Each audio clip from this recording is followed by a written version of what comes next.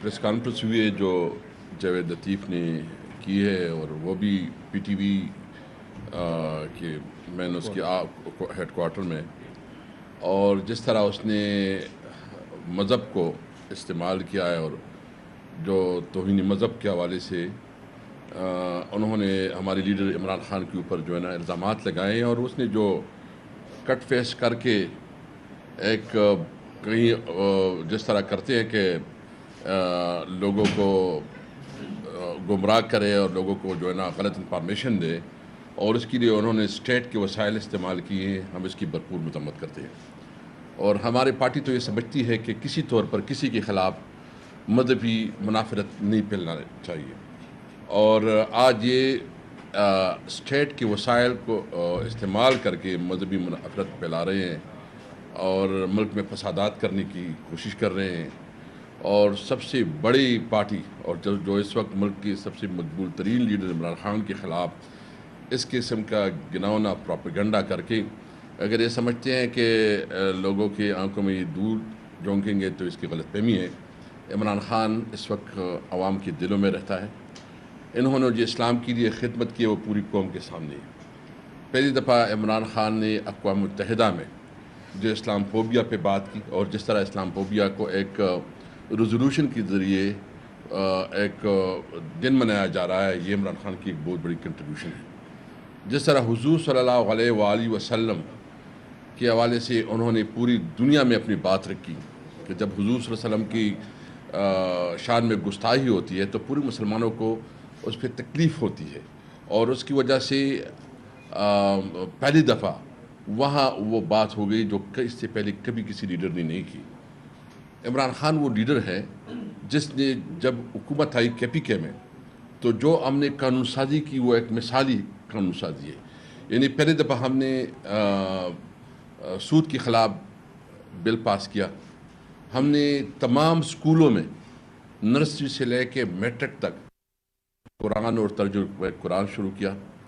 हमने हुज़ूर सल्लल्लाहु अलैहि वसल्लम की सीरत के ऊपर उसको जो है ना निसाब में शामिल करवाया, और यहाँ नेशनल असम्बली में हमने रेजोल्यूशन पास की कि जब हुज़ूर सल्लल्लाहु अलैहि वसल्लम का नाम लिया जाए तो इसके साथ ख़ातिमुन नबीयीन जो है ना वो ज़रूरी है। और मतलब जो हमने रहमतुल्लाह अलमीन एक अथॉरिटी कायम की, अफसोस ये है कि चूँकि हमारी हुकूमत ख़त्म हो गई तो वो पूरी कंप्लीट नहीं हो सकी, ताकि हुज़ूर सल्लम की सीरत से अपनी नई नस्ल को आगाह किया जाए। और जिस तरह इमरान खान एक पूरी उम्मत मुस्लिम का लीडर बन गया है, पूरी दुनिया में उसके साथ जो एक मोहब्बत का इजहार किया जाता है, तो जावेद लतीफ़ जैसा मुझे समझ नहीं कि उसको इस्लाम की ख़ुद समझ है कि नहीं। मेरे ख़्याल में अगर उससे आप जो है ना कुल अल्लाह व हद ये कुल उससे पढ़वाएँ शायद वो भी न पढ़ सके इसका, और वो जो ना आके एक मजहबी मुनाफरत फैलाता है अपने सियासी मकासद को हासिल करने के लिए, जो काबिल मज़म्मत है। हम इस वक्त अल्लाह के फजल करम से इमरान खान इस वक्त जिस तरह मकबूलियत की अपने इंतहाइयों को छू रहा है, जिस तरह तहरीक इंसाफ इस वक्त इस मुल्क की सबसे बड़ी पॉलिटिकल पार्टी बन गई है, तहरीक इंसाफ इस वक्त सिर्फ इस मुल्क की वहदत की अलामत है। वहदत की अलामत इसलिए कि इसमें पंजाबी, इसमें पख्तून, इसमें महाजर, इसमें बलोची, इसमें मतलब जितनी भी कौमियतें हैं तमाम की नुमाइंदगी है, और सिर्फ कौमियत नहीं, हर मकतब फ़िक्र के लोग हैं। ये तो एक यूनिटी की अलामत है। आप सियासत करें, सियासत पे आए मुकाबला करें। हमने कभी ऐसा मुतालबा नहीं किया। हम तो सिर्फ जो मुतालबा है हमारा कि ये एक नाजायज़ हुकूमत है, और ये नाजायज़ हुकूमत इसलिए है कि तहरीक इंसाफ को कौम ने मैंडेट दिया, तहरीक इंसाफ को लोगों ने मुंतखब करवाया कि वो हुकूमत करे। ये नाजायज़ तरीके से जो उन्होंने वहाँ से एक साजिश के ज़रिए हमारी हुकूमत को गिराई, और मुख्तलिफ़ जगहों से जो है ना छोटे छोटे ग्रुप को साथ मिला के एक कमज़ोर हुकूमत चला रहे हैं। इकॉनमी उससे संभल नहीं रही। इकॉनमी की सूरत हाल देखे, डॉलर इस वक्त किधर पहुँच गया है। इसकी जो रोज़ाना जो इसकी माशी नाकामियाँ है वो किसी से दुखी चुपी नहीं है। मुल्क में महंगाई किस हालत पे है, 2 वक्त की रोटी लोगों को नहीं मिल रही, بجلی کی بل کی کیا صورتحال بن گئی ہے. مطلب بجلی کی بل ادا کرنا بھی ایک عام شہری کی بس سے باہر نکلا ہے. آپ پہلے اس پہ توجہ کریں اور جو گورننس اس کو امپروو کریں. آپ تو شہباز شریف تو سمجھتا تھا کہ میں کوئی بہت بڑا چیمپئن ہوں اور میں آ کے جو ہے نا پوری ڈیولپمنٹ کروں گا, اور اتنا دیکھ لے اکانومی نہیں سنبھل رہی, گورننس نہیں ہو رہا ہے, اور ابھی جو ہے نا جا کے تم مذہبی منافرت پہ لاتے ہو, تو بہت قابل مذمت ہے. ہم آج اس لیے آئے ہیں کہ آپ کے سامنے یہ حقائق سامنے لے کے آئیں کہ الحمدللہ ہم جب وفاقی حکومت میں تھی تو بھی اسلام کے لیے جو ہم نے اقدامات کی وہ بھی آپ کے سامنے ہیں, اور جو صوبے میں ہم نے کیے ہیں وہ بھی آپ کے سامنے ہیں. میں چاہتا ہوں کہ قادری صاحب آگے بات کریں. بسم اللہ الرحمن الرحیم. شکریہ آپ سب کا, آپ کی تشریف آوری کا. اور اسپیکر صاحب تفصیل کے ساتھ جو پارٹی کا پالیسی لائن ہے, نقطۂ نظر ہے, وہ بتا چکے ہیں. اب یہ صرف جاوید لطیف نہیں ہے, یہ مسلم لیگ نون کا پورا ایک آرگنائزڈ اور پلانڈ کمپین ہے کہ اپنے ساری ناکامیوں کے ازالہ کے لیے اب مذہب کے حوالے سے عمران خان کی ذات کو متنازع بنایا جائے. میں حلفیہ اور قسمیہ کہتا ہوں کہ عمران خان کی پارٹی کو اور جماعت کو جوائن کرنے سے پہلے میرے خاندان کا, میری ذات کا اوڑھنا بچھونا مذہب ہے. میں نے جب عمران خان کو جوائن کیا تو صرف اس کے سیاسی نظریے کے لیے نہیں, ان کے مذہبی نقطۂ نظر کو اور مذہب کے بارے میں ان کی سوچ اور آراء سے متاثر ہو کر میں نے عمران خان کی جماعت کو جوائن کیا ہے. اور بعد میں عمران خان کی حکومت میں آنے سے بعد کے کچھ اقدامات کا اسپیکر صاحب نے ذکر کیا, لیکن ایسے عملی اقدامات کہ جس کے ایک ایک چیز سے آپ کو نظر آتا ہے کہ حضور نبی کریم صلی اللہ علیہ وسلم کی شخصیت اور ذات کے ساتھ عمران خان کی کس طرح اٹیچمنٹ اور وابستگی ہے. عمران خان کے سامنے مدینہ اور محمد الرسول اللہ کا ذکر کرو, آپ کی چہرے پر ایک رونق اور آنکھوں میں ایک چمک آ جاتی ہے جو اس کی محبت کا اظہار کرتی ہے. وہ پہلا اسلامی دنیا کا حکمران جب مدینہ منورہ میں جاتا ہے, جوتے جہاز میں رکھ کر ننگے پاؤں مدینہ شریف کے گلیوں میں گزرتا ہے. میں عرب میڈیا کو فالو کرتا ہوں, عرب کے نوجوان نیچے لکھتے ہیں کہ یہ وہ شخص ہے جو کہ امام مدینہ امام مالک کی سنت اور طریقے پہ چل رہا ہے. اور کسی نے لکھا ہے کمنٹس میں کہ یہ وہ شخص ہے جو نور الدین زنگی اور محمود غزنوی کے بعد پہلی دفعہ مدینہ منورہ میں برہنہ پا گھوم رہا ہے ادب اور احترام کی وجہ سے. OIC کا پلیٹ فارم ہو, UN کا پلیٹ فارم ہو, ہر جگہ پر عمران خان نے حضور صلی اللہ علیہ وسلم کے ناموس اور حرمت کا مقدمہ اٹھایا اور یہ جنگ لڑا. مجھ ناچیز کی میں آپ کے سامنے گواہی دیتا ہوں اور روز حشر رب کے سامنے بھی گواہی دوں گا. مجھے بلا کے کہا کہ کون سی ایسی شخصیت ہے جس کے ذریعے سے ہم ویسٹ کو اور ان کی مذہبی رہنماؤں کو کرسچینٹی کے یہ پیغام دے سکے کہ حضور صلی اللہ علیہ وسلم کے ناموس پر جو آپ حملہ کر رہے ہیں یہ آپ عالمی امن کو تسنس کر رہے ہیں. میں نے گزارش کی خان صاحب کی کہ وہ شیخ الازہر جامعۃ الازہر کے شیخ ہو سکتے ہیں. مجھے کہنے لگے اپوائنٹمنٹ لے لو ان سے اور جا کے بتاؤ کہ یہ مقدمہ ہمیں لڑنا ہے, قانونی انداز میں بھی لڑنا ہے, اور یورپ کا جو بیک ڈور ایک دروازہ کھلتا ہے مذہب کا, اس کے ذریعے سے یورپ کی سیاسی قیادت کو ان کے مذہبی رہنماؤں کے ذریعے سے پیغام دینا ہے کہ یہ جو کھیل کھیلا جا رہا ہے یہ دنیا کو تقسیم کرنے کا ہے. اور پھر میں نے وہ تجویز شیخ الازہر کو رکھی کہ آپ ہو, امام کعبہ ہو, اور امام کعبہ کو بھی میں نے بتایا, اور قم کے اسلامک یونیورسٹی ایران کے ان کے چیف ہو, 8-10 لوگ, اور جا کے پوپ کو بتائیں کہ کس طرح ہم ان چیزوں سے احتراز کر سکتے ہیں. عمران خان نے ایک اپنا فریضہ سمجھ کر, حضور صلی اللہ علیہ وسلم سے محبت کا اپنا ایمان کا حصہ سمجھ کر یہ جنگ لڑی. اب اگر کوئی اس حوالے سے عمران خان پر الزامات لگا رہا ہے, وہ اپنی شخصیت اور قاد کاٹ کو بڑا بنانے نمبرز بنانے کا گیم کھیل رہا ہے. وہ بہت ایسی جگہ تھوک رہا ہے کہ وہ تھوک واپس ان کے منہ پہ پھرے گا.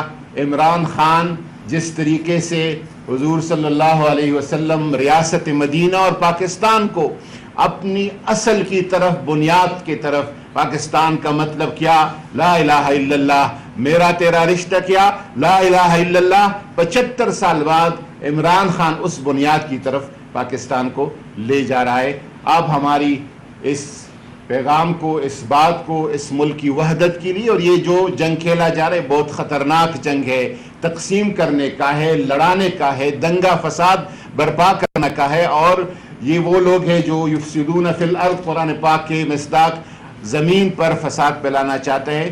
تو یہ پیغام آپ پہنچائیں ہر طرف. آج جو ہے حکومت جو ہے اپنا ریاستی ادارہ پاکستان ٹیلی ویژن کو جو ہے استعمال کرتے ہوئے ایک جرم کا مرتکب ہو گئی ہے، اور وہ جرم ہے نیشنل ایکشن پلان کی خلاف ورزی ہے. جی اس نیشنل ایکشن پلان میں بڑا کلیئرلی لکھا ہوا ہے کہ آپ مذہبی نفرت نہیں پھیلا سکتے ہیں، اور اس کے علاوہ آئین پاکستان میں بھی قوانین ہیں. تو آج حکومت وقت اس جرم میں ملوث ہوگی ہے جاوید لطیف کے تھرو. میں اس کو سیریسلی کنڈیم کرتا ہوں، کیونکہ مسلم لیگ نواز کی جو پیداوار ہے ایک آمریت کی پیداوار ہے. انہوں نے کبھی بھی جمہوریت کے تھرو کسی کے خلاف جو ہے وہ جنگ نہیں لڑی ہے.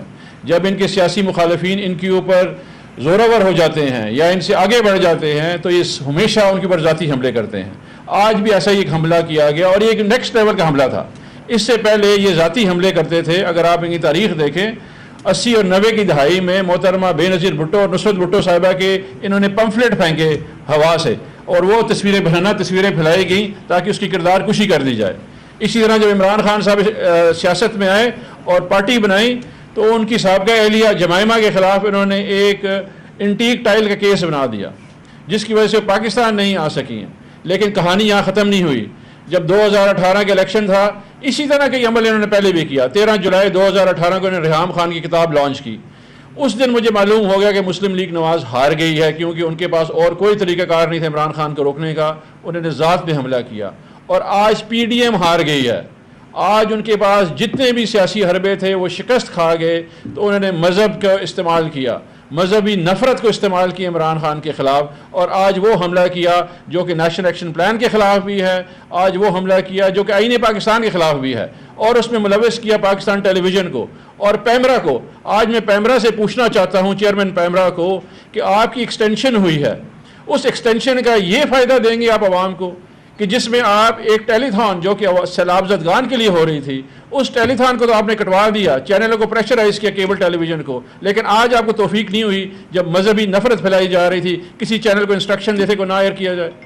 میں تمام اپنے جو چینلز ہیں ان سے گزارش کروں گا جنہوں نے یہ پریس کانفرنس دکھائی ہے، یہ انتہائی ایک خطرناک اور گھناؤنا کھیل کھیلا جا رہا ہے. اور کھیلنے کے لیے مسلم لیگ نواز کے پاس کافی کنٹوٹے ہیں. ان میں سے ایک کنٹوٹا استعمال کیا گیا شیخوپورہ کا، جس کا نام جاوید لطیف ہے. اس کا کردار وہ ہے کہ جس نے مراد سعید کی ذات پہ اور اس کی خاندان کے اوپر ذاتی حملے کیے اسمبلی میں.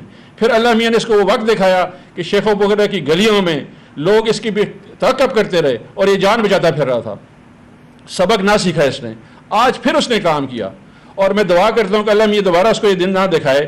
لیکن یہ ایک انتہائی گھٹیا قسم کی حرکت انہوں نے آج کیا ہے. میں جاوید لطیف کو، مسلم لیگ نواز کو، تمام پی ڈی ایم کو بتانا چاہتا ہوں کہ میرے لیڈر نے یہ تربیت نہیں دی ہوئی ہے مجھے، لیکن میں میڈیا ہینڈل کرتا ہوں پاکستان تحریک انصاف کا. اگر میں نے یہ کام کرنا شروع کر دیا آپ لوگ گھروں سے نہیں نکل سکتے ہیں.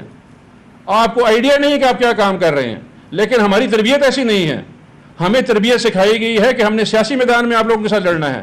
یہ ذات پہ یہ جو گھٹیا حملے آپ لوگ کرتے ہیں، یہ جو مذہبی نفرت پھیلاتے ہیں، یہ ہمیں سکھایا نہیں. ہمارے لیڈر نے یہ سکھایا کہ سیاسی میدان میں سیاسی مقابلہ کریں، لیکن عوام پھر بھی آپ کے پیچھے ہے.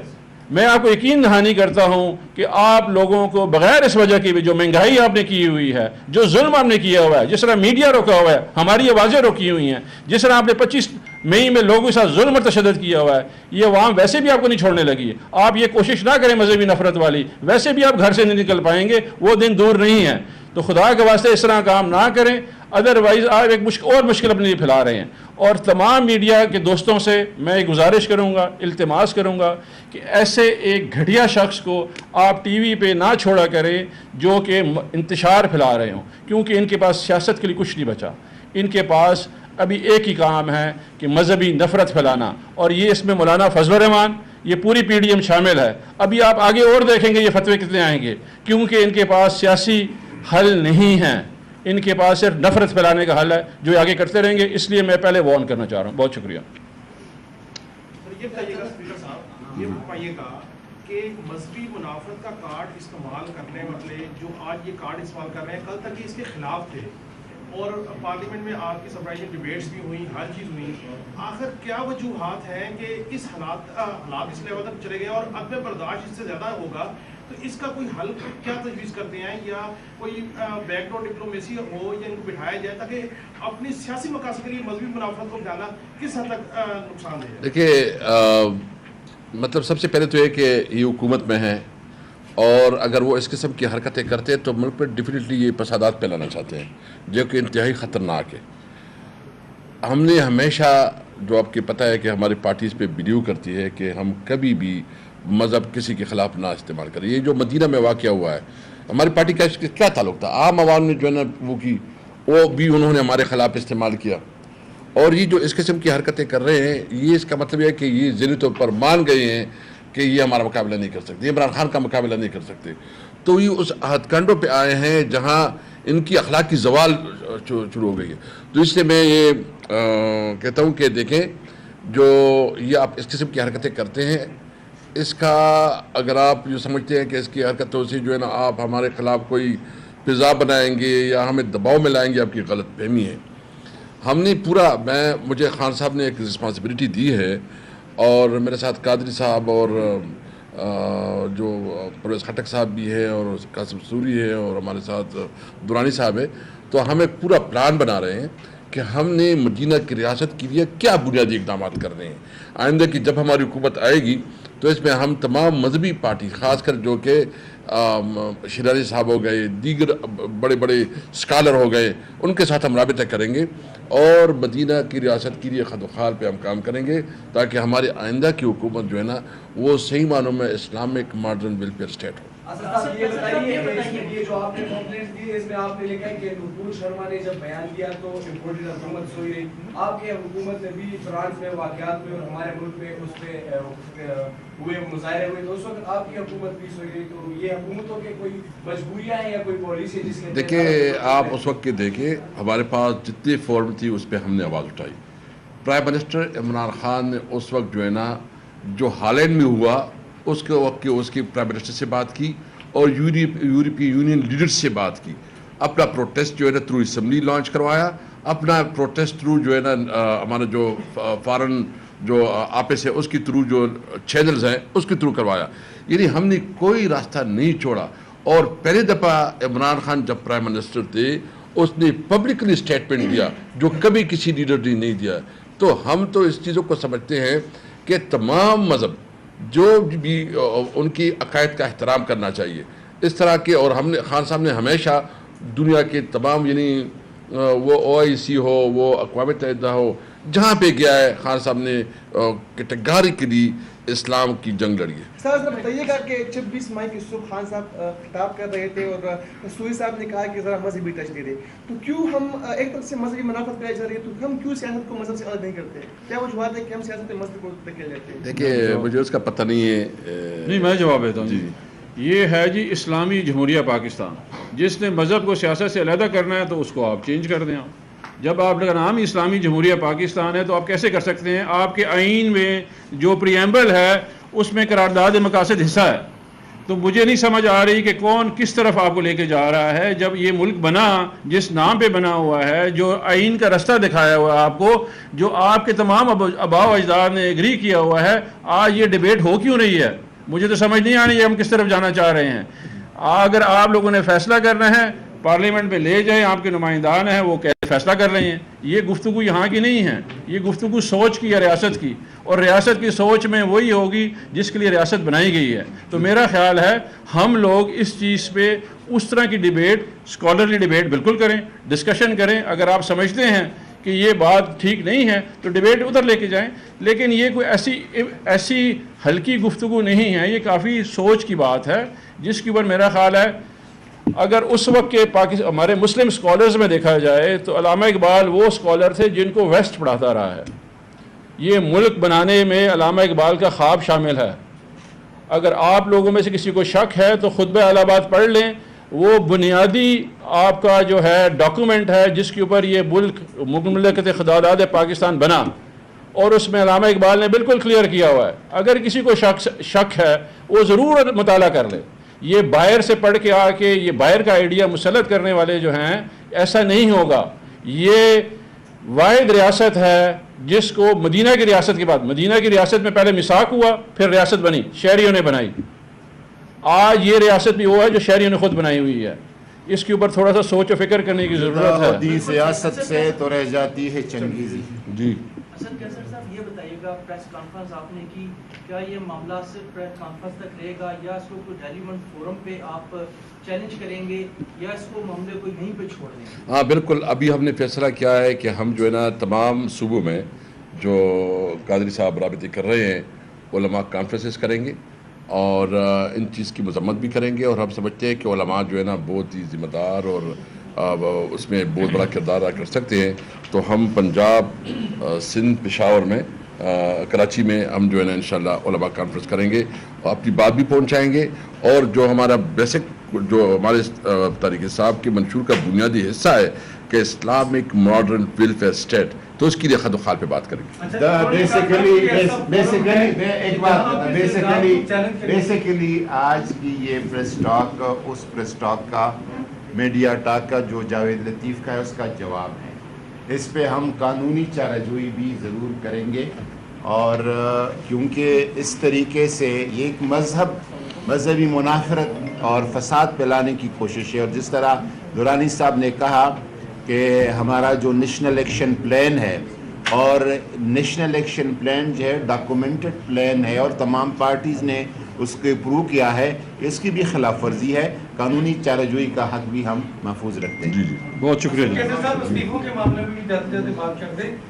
اس کو چھوڑ دینا, یہ استعفوں کا چینج ہو جائے گا نا, استعفوں کا فورم نہیں نا, وہ اس پہ نیکسٹ ہم انشاءاللہ کریں گے. آج ہم نے صرف یہ پریس کانفرنس جو ہے نا جو جاوید لطیف نے ایک میں سمجھتا ہوں کہ بہت بڑا